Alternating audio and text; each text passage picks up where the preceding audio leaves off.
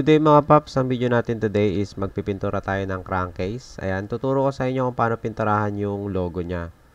So gagawin natin, nakita nyo yun dun sa intro natin is ginawa natin siya ang kulay red. So maganda yung kinalabasan niya.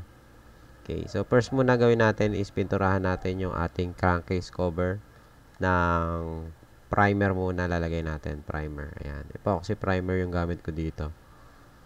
So ito, pipinturahan muna natin yung crankcase na may logo. Yan, using yung epoxy primer. Yan, after nating ma-primeran mga paps, is liliyahin natin siya ng konti para maging smooth yung surface niya. Kasi kung mapapansin nyo, meron siya mga parang butlig-butlig. Ayan o. So, para mawala yan, ililihan natin siya. Ayan, using 400 grit na sandpaper. Wet sanding yung gagawin natin. Ayan, pati itong yung sa may right side cover ng crankcase natin. Ayan, may mga bootleg. So, para matanggal yan, ililihan natin siya. Ayan o, lumalabas yung parang itim kasi may bootleg yan eh. Lalagyan natin ng kulay pula tong emblem na Honda. Ayan. Dito, pipinturahan natin yung logo na Honda. Yan, pipinturahan lang natin yung yung mga letters lang. So nga pala dito sa pagpipintura ng logo ng crankcase natin is meron akong ituturong dalawang method. Kasi hindi umubra yung isang method dito kapag ka mababaw yung engrave ng logo. Kagaya nito yung plastic, itong side na to is yan yun sa right side ng crankcase natin, yung plastic. Ayan, medyo mababaw yung emblem niya na nakalagay, yung Honda. Compared dun sa crankcase sa may stator side, ano siya eh, malalim yung engrave ng Honda. Kaya dalawang method yung gagawin natin. So first muna kulayin muna natin yung Honda logo. Ayan. Okay, dito naman gumamit ako ng airbrush. Ayan, para mapinturahan yung logo na Honda. So may crankcase yan dun sa may stator side natin. Okay, dito mga paps, yung first method natin is lalagyan natin siya ng sabon. Ayan. Kukuskusin natin siya dun sa logo na engrave.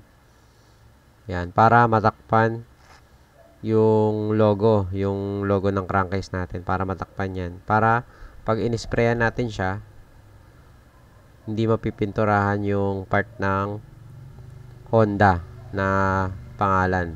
So, punuin lang natin yung Honda logo hanggang sa mapuno natin. Ayan. So, ito okay na to. Then, tanggalin natin yung mga excess using sponge. Ayan. Tanggalin lang natin. Okay, bali dito sa kabilang crankcase natin mga paps, medyo mababaw kasi dito yung engrave eh. So, ito, hindi siya uubra yung sabon method natin dito. Kaya, ito, a-applyan natin siya mamaya ng pangalawang method. Ayan, nakikita nyo hindi siya mapuno ng sabon kasi mababaw siya eh. Kapag pininturahan natin yan, sasablay yung pintura natin dito. Dito using yung yung sabon method. Okay, pwede na natin siyang bugahan ng base coat natin mga paps. So, kulay itim yung i-base coat ko dito. Okay. Normal lang yung pagpipintura dito. Yan. Pati yung nilagyan natin ng sabon. Yan, pwede nyong pinturahan yan. Kasi mamaya, matatanggal naman natin siya. So, pinturahan lang natin yung buong crankcase.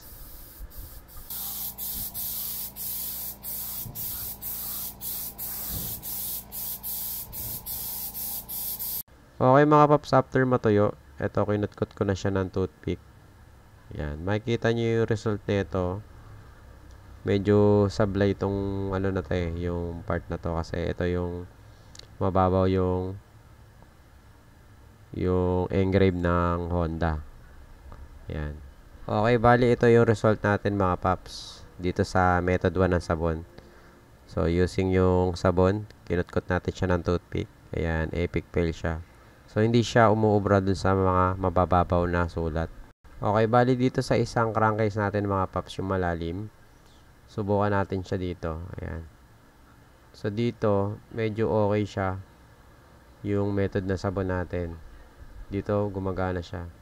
Mas effective siya dito sa mga malalalim. Tingnan nyo yung resulta. So, banlawan muna natin para makita nyo. Yan, ito mga paps, medyo okay to. So, okay sa kanya yung ganitong method, yung sabon dito. Sa mga malalalim yung engrave ng logo. Ayan. Okay, bali, sablay yung ito, yung isa natin, di ba? So, remedyo natin. Dito na tayo sa second method.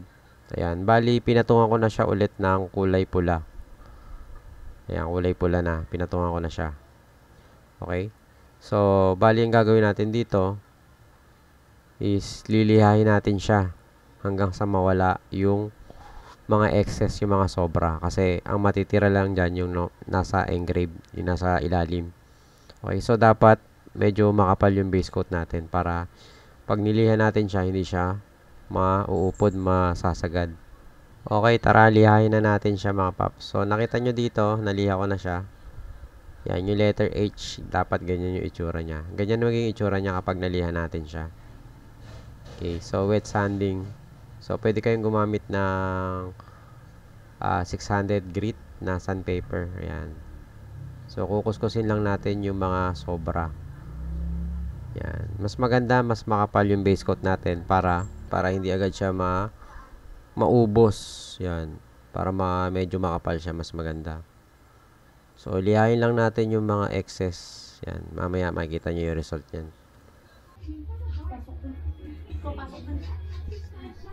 Yan, after natin siyang maliha, yan, sinabon lang natin siya para matanggal yung mga natanggal na pintura sa kanya. Ayan. So, makikita nyo pag ginagasan natin siya, makikita nyo yung resulta nyan. Okay, yan. Ibanlawan lang natin siya. Okay, after natin mabanlawan mga paps, ito na yung result niya. Ayan. So, kanina is pangit yung ano niya, di ba? Yung itsura niya. So, yung second method natin is effective siya sa mga ganitong mababaw, yung engrave. Okay mga paps, pwede na natin siya i-clear coat. Ito na yung pinaka-final natin. Yan. Pwede na natin siya i-clear coat. So, gagawin ko dito is mga 3 layer. Yan. 3 layer clear coat. Or, pwede kayo mag-full coat dito kung marunong kayo mag-full coat. Yan. Pwede nyo na i-full coat yan. So, ito na mga paps yung final result natin after natin lagyan ng top coat. Yeah, yeah, yeah, yeah, yeah. Lascia un pin della com della pin della T se la palla che la cim della pom della B. Cam della pin della com se la che la che la pin della T. Senta pegata sa palla sa che la sa pina sa pura da pu. Oh my god. Solo sa pila sa cara te che la sa pina sa amoy. Cosa la kisa la gamba la kisa ang pang kalabitan tingala bo.